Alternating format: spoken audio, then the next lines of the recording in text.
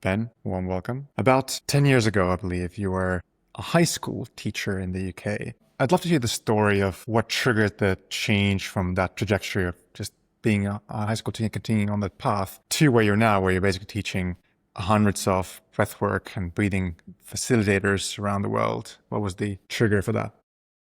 Patrick, thank you so much for inviting me on, and what a pleasure it is to connect with you and your audience. And I love telling this story. But before I do that, would it be all right if we just shared a few breaths together?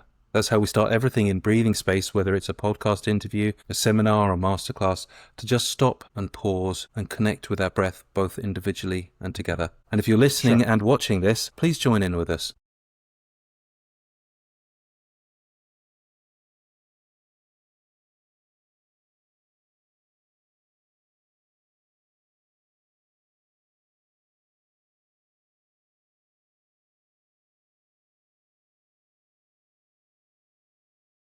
Thank you. I don't think I can actually have a conversation without doing that exercise these days. And I will tell you that over my 15 years of doing breathwork, I've learnt hundreds, maybe even thousands of techniques and had experiences, but it is that one practice of stopping and pausing and taking a breath before an interaction that I think has made the biggest impact in my life. But before I discovered breathwork, before I had that amazing first session, a little bit about my life. I was in my early 40s. I'd already had two careers, one as an IT professional working as a contractor in some of the biggest companies in the world, traveling around the world actually, but also as a high school teacher. In my 30s, I had a huge crisis of identity. I looked in the mirror and I didn't like who I was, who I'd been in my 20s, which was very vain, very arrogant, very self-serving, obsessed by money. Also, I don't mind telling you this, I wanted to be a rock star, so I was in bands trying to make it big. But that all came to an end in my early 30s when I realized that I wasn't the person that I wanted to be. I'd always been interested in reaching my potential, becoming the best version of myself, and that wasn't about, well, I realized it wasn't about being famous or being rich. So I did a lot of introspection. Externally, I wanted to be of service to the world, so I decided to train to be a teacher. And I worked in some of the most challenging schools in the south of England. Internally, I became a Buddhist. I started doing a lot of meditation, daily practice, a very strong daily practice, and at weekends I would study Dharma. But by the end of my 30s, I burnt out from teaching. I'm sure you know some teachers, and I'm sure your audience will know what a brutal profession it is, how it will take from you. But also, I'd reached the end with my meditation practice. It had given me so much, but it wasn't everything that I was looking for. So I did what any sensible person will do. I quit my job. I sold everything. I flew off to India. I bought a motorbike and I got lost. And I just thought, I'm going to start traveling and adventuring until I find what it is that's really going to give me purpose in my life. And for the next few years, I have to say, I had an amazing time. I did all sorts of things. I obviously motorbiked all the way through India. I hiked up to Everest Base Camp, and that's actually where I met my wife, who is a kindred spirit to me, who's also very nomadic, and together we did all sorts of things. We trained to be yoga teachers in Vancouver. We ran hotels in the French Alps. We lived in Thailand and wrote books there. We trekked across New Zealand, carrying everything on our back on an amazing month-long journey. One of the things that happened just shortly after we got engaged, we went to Bali, which, if you've never been to Bali, especially the center of Bali, a place called Ubud, it's one of the great spiritual centers of the world. There is a yoga teacher or a shaman or a wizard or a Reiki practitioner, within spitting distance of wherever you are. I got invited to a breathwork session. Now, at that point, I'd been doing yoga a long time. I'm doing a lot of meditation, which includes breathwork. I thought I knew what breathwork was. I thought we'd lie down, listen to some relaxing music, maybe do that weird nose breathing thing in and out of different nostrils. It wasn't like that at all. We were taught a very powerful technique, a very activating technique, and the music was very intense, and we had to breathe like this for about, over an hour. Now, I'd done a lot of things in my life. I'd done a lot of meditation, a lot of group therapy. I'd heard of these amazing states and visions and transformations that people had. I'd always wanted it, but I'd never had it. It seemed like something that maybe I'd reach in 100 lifetimes. And yet, that very first session, within a few breaths, I was gifted something incredible. And my life changed at that moment. Not only did I have a great awakening in myself, but I realized in breathwork, in this practice, that I had found something that didn't invalidate anything that I'd done. It didn't replace all the meditation or the yoga or the teaching that I'd done, everything that I'd learned through reading all the self-help and human development potential books, but it integrated it all and it elevated it all. And I realized, looking around the room with people having extraordinary experiences, that this could be what I was looking for to give my life purpose. And so that was the moment that the breath entered my life and I committed to serving the breath in the world. Very, yeah, it's a lovely story. Thank you for sharing. And to some extent vulnerable. Like, it sounds like the decision to leave originally, well, you said that's what everyone would have done, but I'm pretty sure there are even now people listening who are maybe not in the exact state, but they're in similar states where there's, things are not easy, and it may be feeling of, like, as you mentioned, trying to find your purpose. Maybe kind of a two-part question. If you could go deeper into the state you were in, and then what gave you the courage to actually take that kind of plunge to the unknown?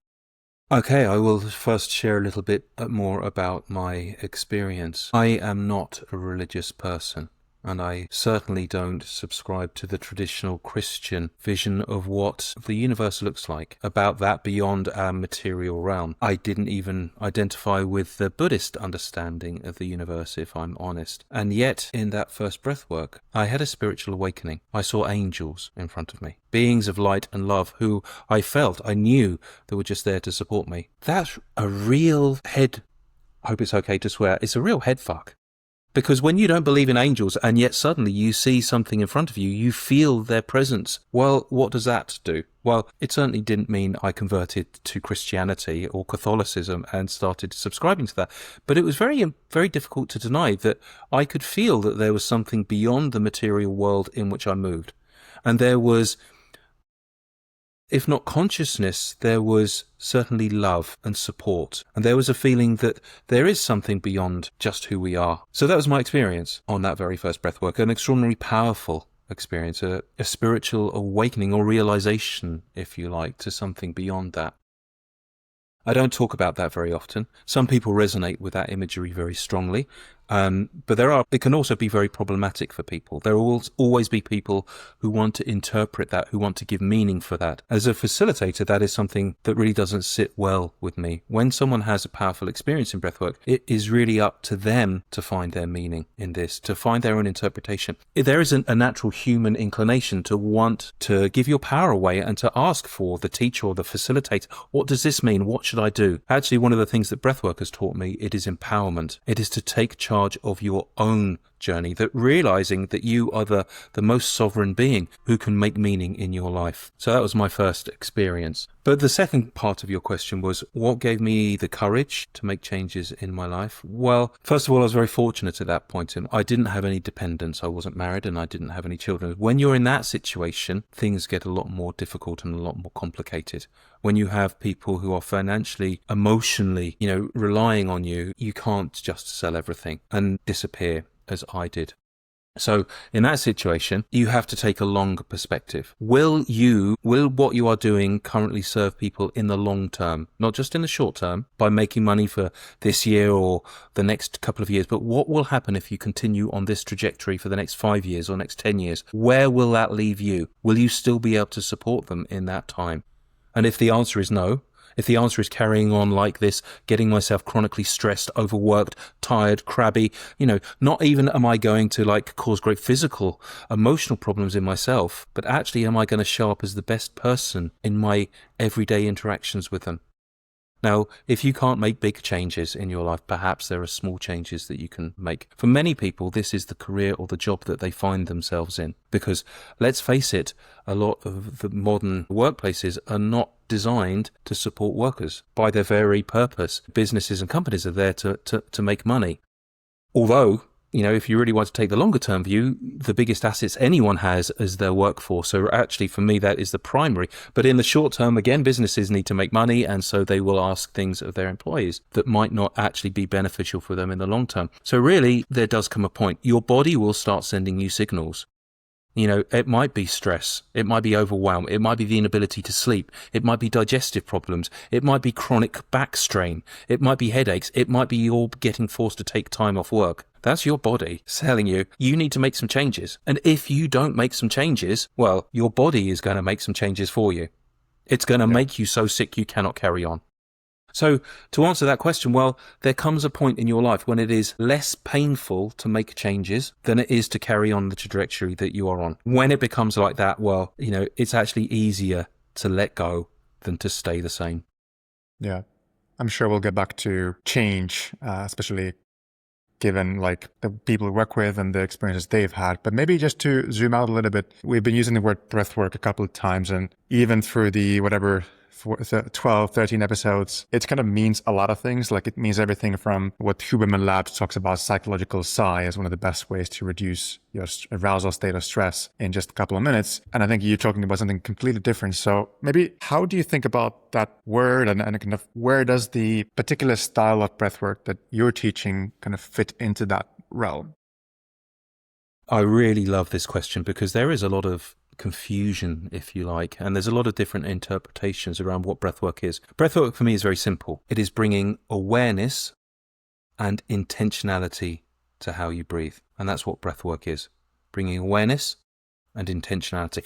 And I will say that most people forget about the awareness of how we breathe and they focus on the intention. What am I going to be doing? Is it an exercise? Am I using breath for something, to do something? But the simple fact of awareness, I think, is half of it. Breathwork is a very wide church, and there's all sorts of practitioners doing all sorts of things. But just like human existence, there are some people who want to focus on their external journey of what they achieve in the world. Some people want to concentrate on, or even if they're just on this journey of self-development, how they look, how they physically feel. Some people will want to be, how they emotionally feel, concentrate on their happiness rather than they look. Or some people will be interested in a deep spiritual journey. Breathwork is the same.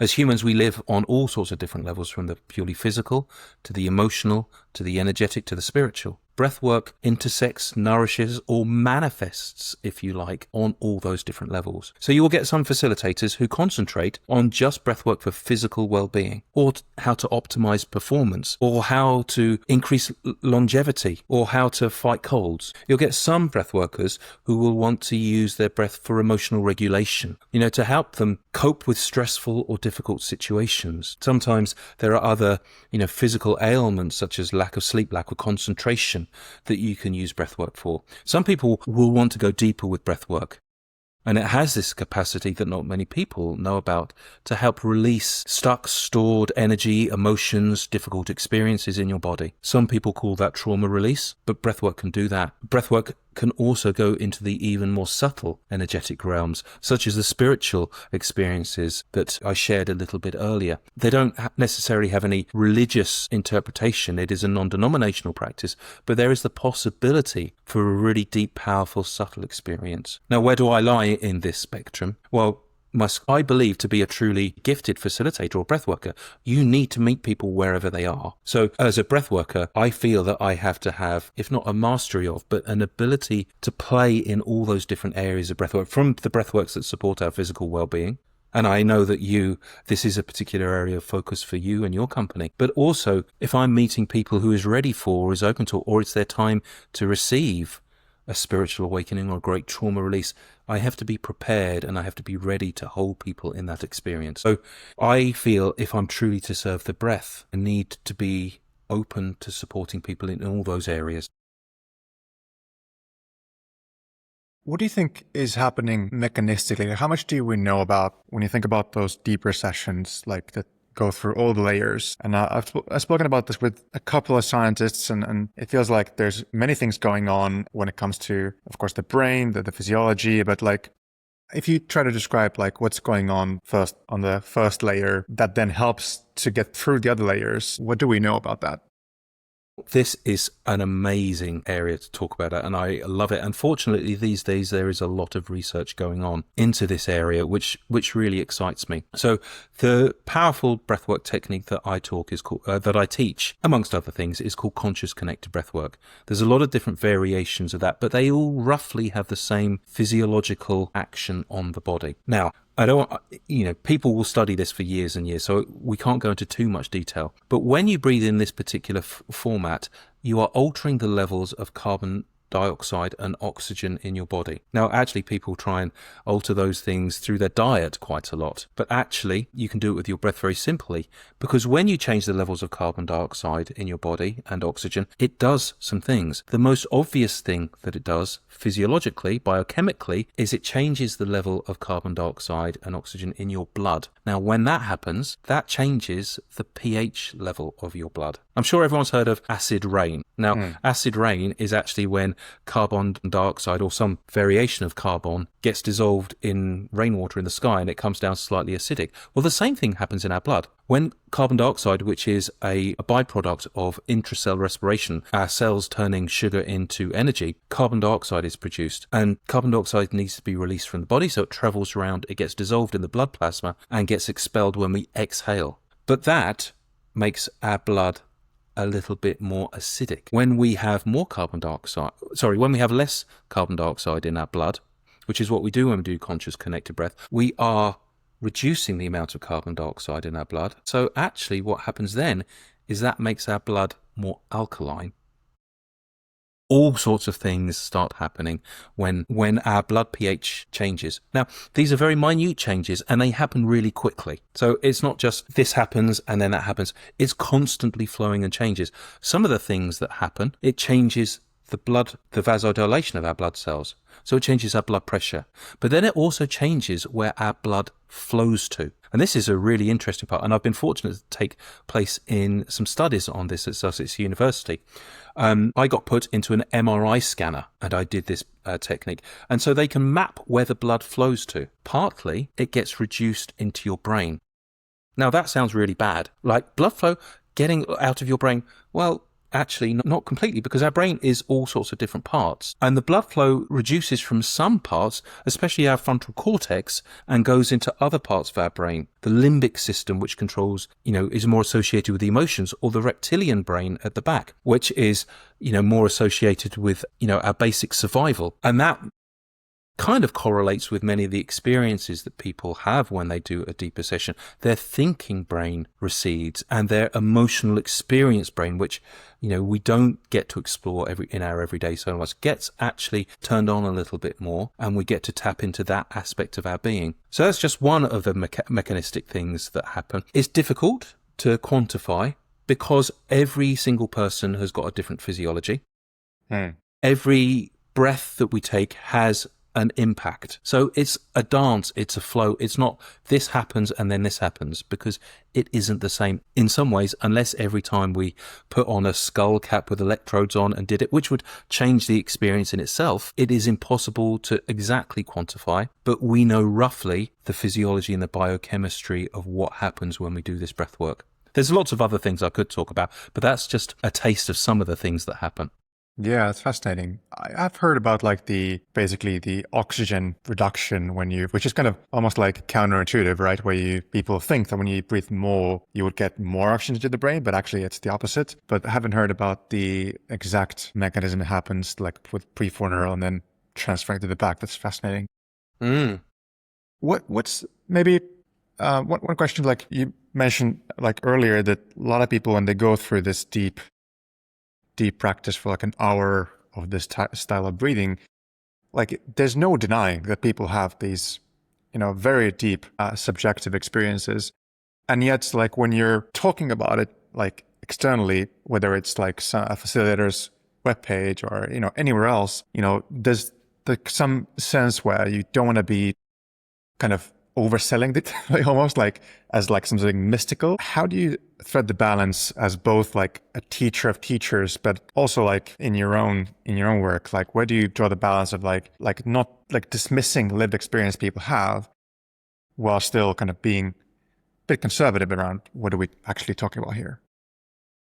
That is a really good question, and there's a lot of debate and talk around this. When you see facilitators with videos of people having big emotional cathartic releases, from many experienced facilitators, there's a lot of caution around this, and selling that kind of big experience, maybe even promising a spiritual awakening. It isn't really, I don't believe it's responsible to do that. We're not miracle cure salesmen. We're not saying you do this and you're going to have this exceptional release. And I think that can be problematic, shall we say, ethically as well as anything else. But there is no denying that this happens. Now, one of the things that I feel is a particular mission of mine is to normalize exceptional experiences, maybe even miraculous experiences. As humans, the access to those supranormal states of consciousness should just be something that we accept that happens. It is part of being human. So being able to travel to mystical states or magical states or places where there is deep emotional expression or release, well, wouldn't that be amazing if that was just accepted reality, that we have the potential to do this, that we exist in all these ways? So personally, what I do is, it might happen, it might not happen. Really, one of the things that is really important to me as a breathworker is giving people agency, empowering them. This isn't about me saying, I'm going to doing this to you, this is going to happen. This is giving people the choice, the invitation to explore this aspect of their own journey if they wish to. If the breath guides them to that place, well, let's accept that. But let's not try and force it. Let's not chase that big high. Let's not just go for that big emotional cathartic release, because that might not be what you need at that moment.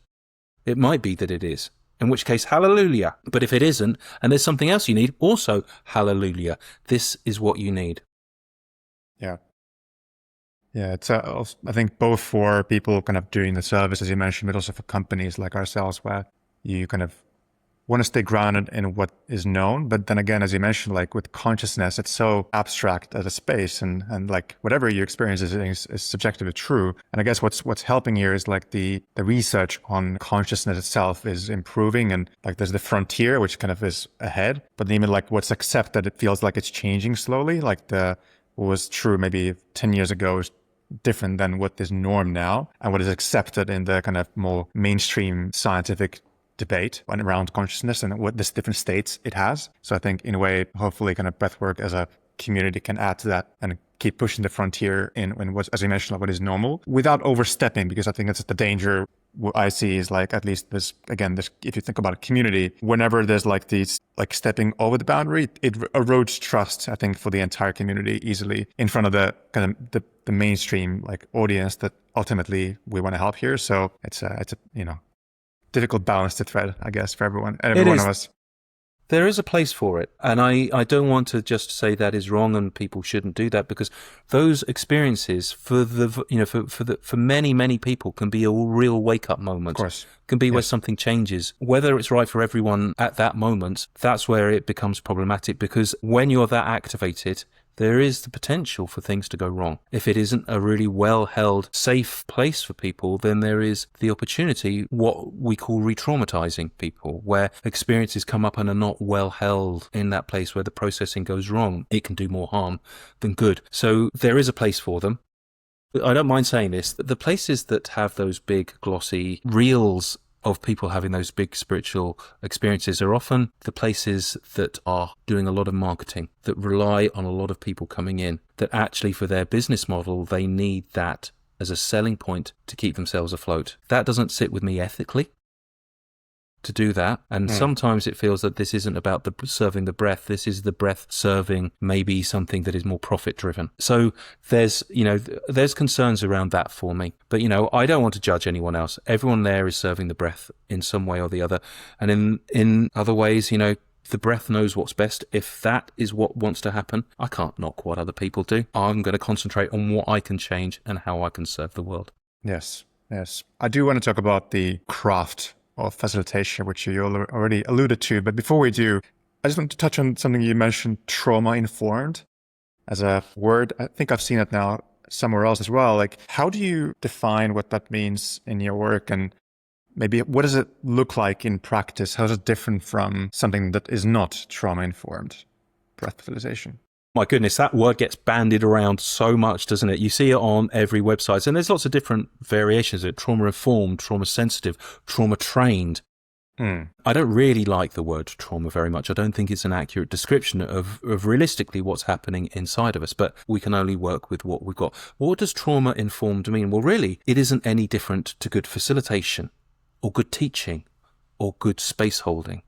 It is making a place safe for people. That's the first thing. to make sure that they feel welcome and accepted, that people will not be shamed or rejected. And that's really important. It is about empowering people, to giving them choice, to giving them agency to decide, say in the context of breathwork, how far and how deep that they want to go. You know, as humans, we're often in the habit of giving away our authority. When we go to visit the doctor or a medical professional or even a therapist, we'll ask them to interpret or to heal us. But what if the best way to do this is to take charge of our own experience? With the breath is what is right for me at the moment. So one of the ways of good facilitation is you're inviting people. You're not telling them how to do this. Now, it is a craft, you are right. It is a skill that comes with practice and experience and understanding. And that's why a good training is a long time over a long period.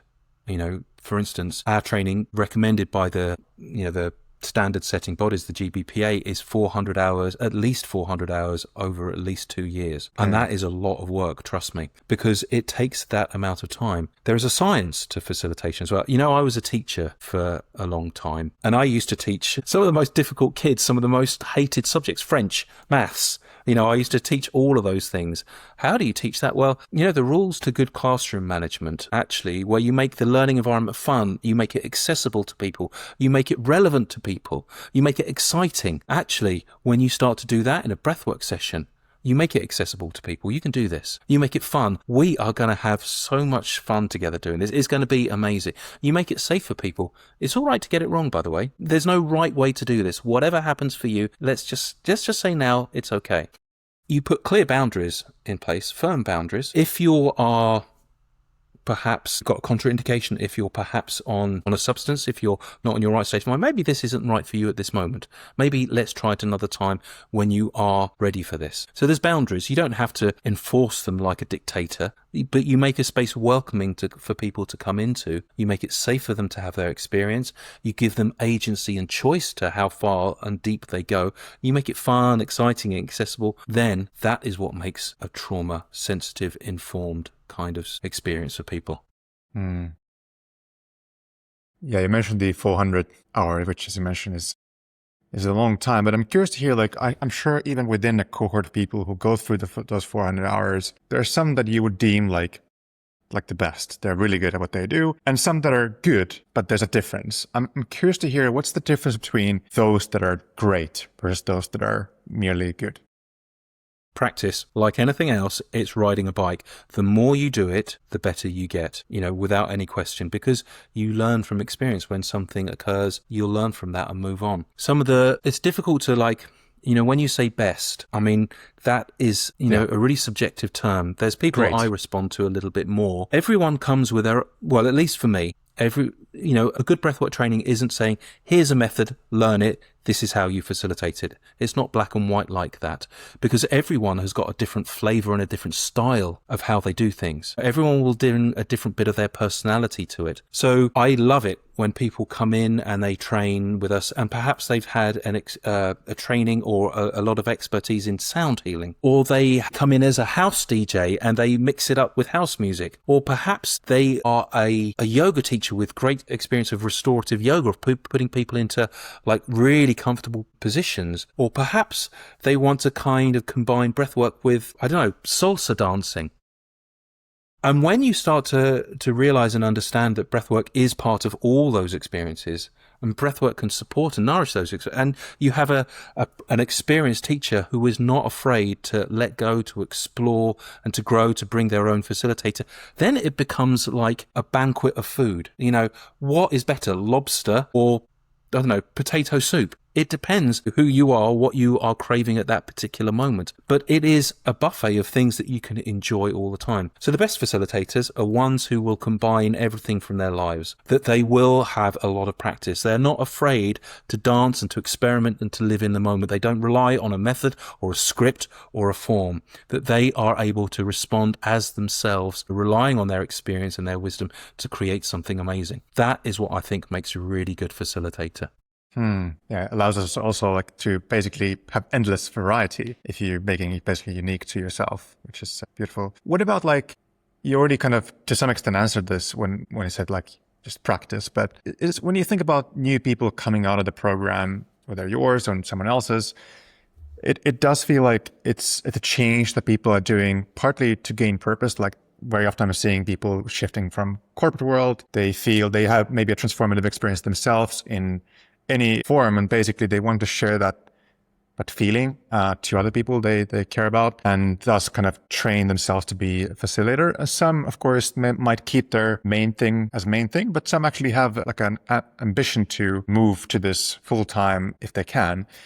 Do you have any thoughts on like what makes up kind of a sustainable practice for someone getting into the field? Like, what do you see maybe as some of the mistakes people do early on, and how do they actually get to stand on their own 2 feet, especially when early on you might not get as much practice as you want to if you're not getting the clients in? Any kind of thoughts you wanted to share for someone recently moving into this field?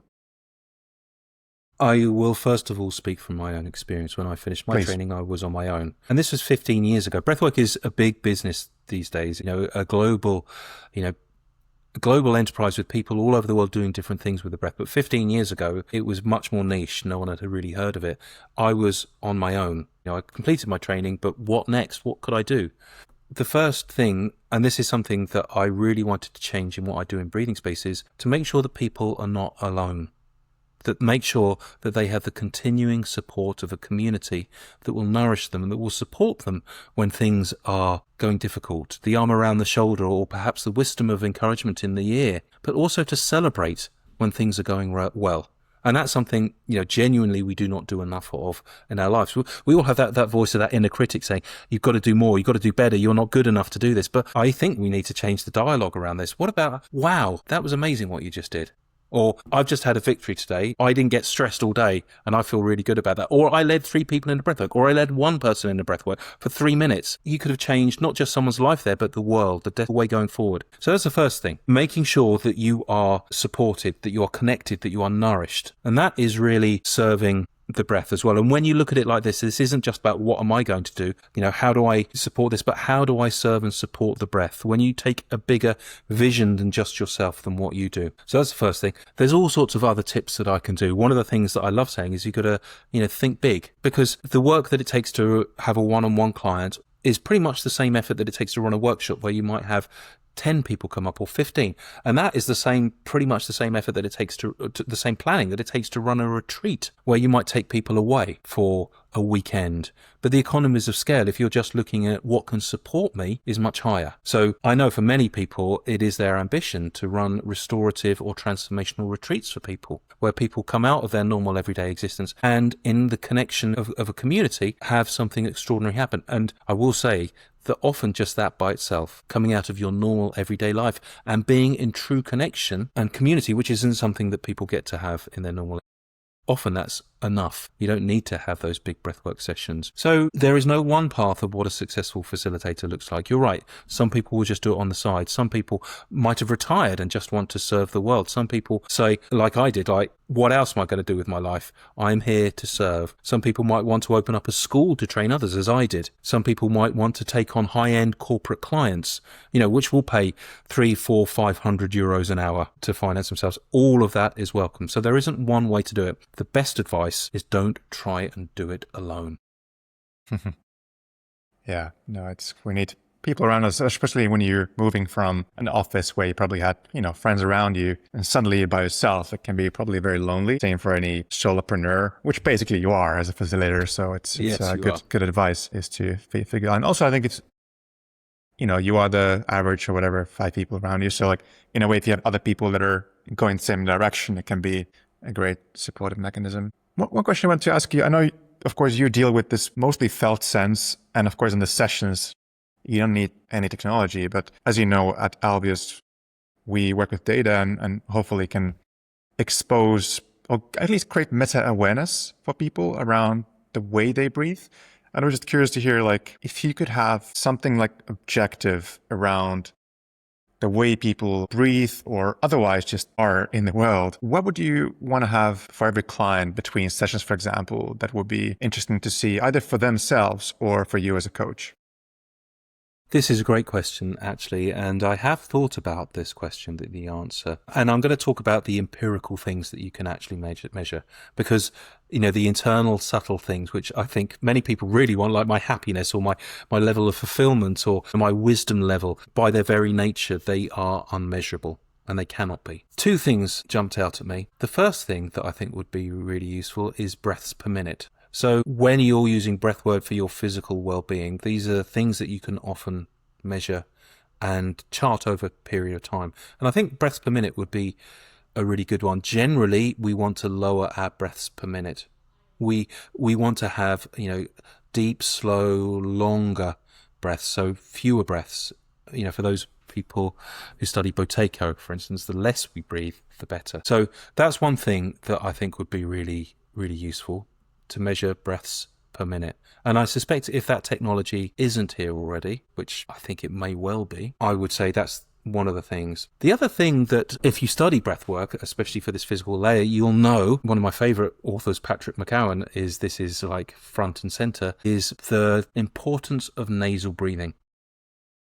Most people chronically overbreathe through their mouth, which is not optimal for your health, because your nose has got all the equipment to clean, filter, humidify, sterilize the air that comes in. So if you could have a device that measured the proportion or the percentage of nasal breathing to mouth breathing, I think that would revolutionize people's ability to chart their breathwork and through that their health and well-being, and see the difference that they would feel and their fitness and their performance when they started to switch and they noticed a change in more nasal breathing to their mouth breathing. What do you think here as someone who focuses on that empirical measurable side of breathwork? I'd love to hear your answer to that question. Yeah, it's something we've been talking about internally as well for the last several weeks and months as we've been working towards an actual product experience, which is now finally in just the next couple of weeks going to be released to people for the first 50 at least beta testers. And essentially where we've landed here is that we have basically three kind of almost like loops or connection points that could add a lot of value. So the first one is help people in the moment. And if you think about the existing wearables where it feels like the biggest gap is exactly that, like the fact that they're really measuring what happened yesterday instead of what's happening right now. And essentially that's around either it's the combinatory thing where it's like multiple things playing a role, which could be something that we're, for example, thinking of calling like energy. It's basically arousal. It's arousal of your nervous system going up.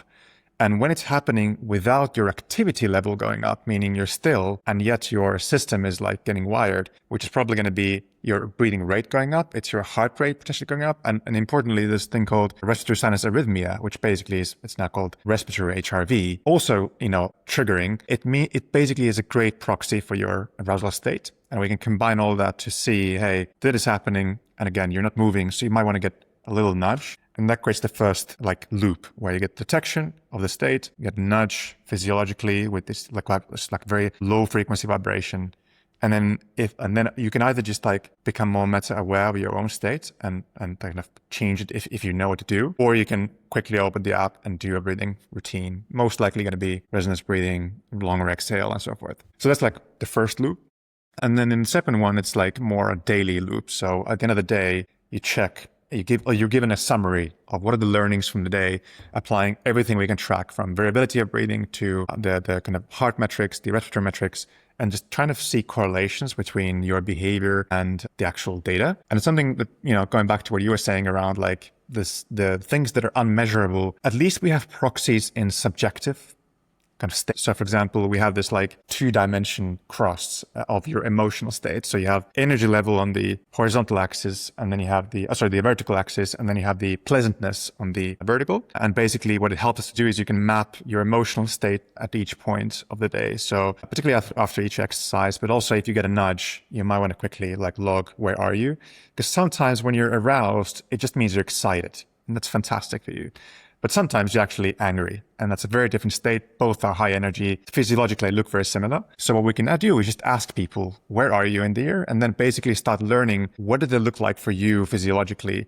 And also, how do we help you move to where you want to go emotionally? So even though, as you mentioned early on, like we're focusing on the first layer, the physiological layer, we are starting to go into the emotional layer more and more. And I feel like when it comes to the true value, I think it will actually come from the combination too, because they're ultimately interconnected, as you know. Amazing. I can't wait to see it come out. And congratulations on your first run coming out. I'm super excited for you. Thank you, Dan. I appreciate it. Maybe a few just little questions here, and then I could be open to, maybe we can close with something very short for the audience to, get their system in the right place. But before that, I'd love to hear a couple of things. So one is, there's a lot of myths going around around breathing, breath work, and so forth. What is the one myth that you kind of want to bust today for the people listening? Mouth breathing is always bad. Can you elaborate? Yes, like as a daily, everyday breath work, you should breathe through your nose. That's where all the equipment there to prepare the air to hit your lungs happens. But there is a place for mouth breathing. When you do it with intentionality for a reason, then there's some extraordinary things can happen. Because of those physiological changes that will induce that we talked about a little bit earlier. So I want to dispel the myth that mouth breathing is always bad. There is a place for it. Yeah, great. You've written books, so definitely people should check them out. But besides your own, what would be a book you would recommend people read if they're interested to learn more about the topic of breath work and breathing? Well, the first book on our reading list is Breath by James Nestor. As an introduction to breathwork and the power of breathwork, I think it makes a difference because he's an award-winning journalist and he knows how to write. He knows to tell a compelling story. And so much of what he says is so powerful, and it will open up the eyes of so many, especially around things like nose breathing and mouth breathing, but also the deeper effects that breathwork can have on you. So if you have never read anything about breathwork, I would recommend that book. If you have already started reading breathwork books, I mean, for what you're interested in and the area that you wish to explore, there's a lot of different things that I would recommend.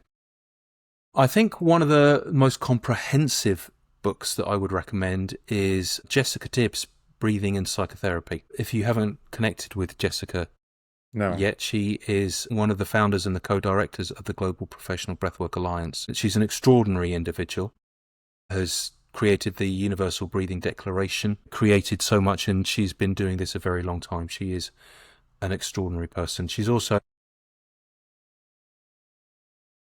spiritual person. When you are in her presence, you feel different. And that's a big claim to make, but her capacity for love is huge. But that isn't all she is. Her understanding of breathwork from all levels, from the physiological, and she does the science in a very approachable, understandable way, which some of the other authors get so quickly into the deep biochemistry that it is difficult for the layperson to understand. So for a comprehensive understanding of breathwork that will go very deep, I would recommend Jessica Tibbs' Breathing and Psychotherapy. It came out about a year ago. Awesome. Brilliant. Thank you. And last one, maybe, if somebody is where you were when you had that resignation letter in your pocket back in your high school teacher days, what would you recommend that they do today and next?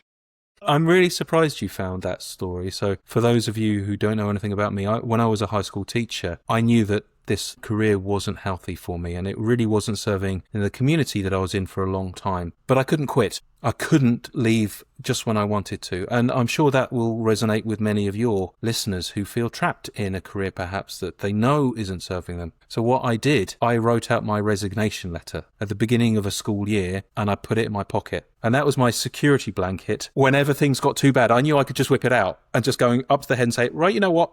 I'm ready, I'm done, I'm out of here. I kept it in there until it was the right time for me to leave. So that's what I would probably recommend to everyone. Like, if you feel trapped, if you feel stuck, if you can't find a way out, well, just be prepared to pull the life jacket, ripcord to smash open that emergency window, write out that letter, but just know it's there. Start to plan what exiting might look like for you in a longer term, in 3 months, in 6 months, in a year. What will happen when you hand that letter in? But just know that your own well-being, your own light, your own life is worth more than whatever is happening to you in that moment. If there is something that is not serving you and is causing you hurt and harm, and through you, everyone else connected to you, well, there comes a point where you have to get out. If it's now, take out that letter. If it's in 3 months or 6 months when you are clearer about what comes next, then let it be that time when a transition may be more gentle for you. Yeah, it's a beautiful way to end this. Ben, thank you so much. Where can people learn more about Breathing Space and the work you're doing? Breathing Space. If you Google Breathing Space Breathwork, you'll find us. The website is makesomebreathingspace.com. Breathingspace.com was taken. But I love the idea that it is a conscious decision that we have to choose to breathe. It is an expression of empowerment. So look up my name, Breathwork. You'll find me somehow. Brilliant. Ben, thank you so much. And for everyone, we'll definitely add a few links into the show notes on our website. But with that, have a lovely time in Canada, right? Well, and it is, but perhaps to close, Patrick, Yes. maybe we could just end just as we began, with a few conscious breaths together.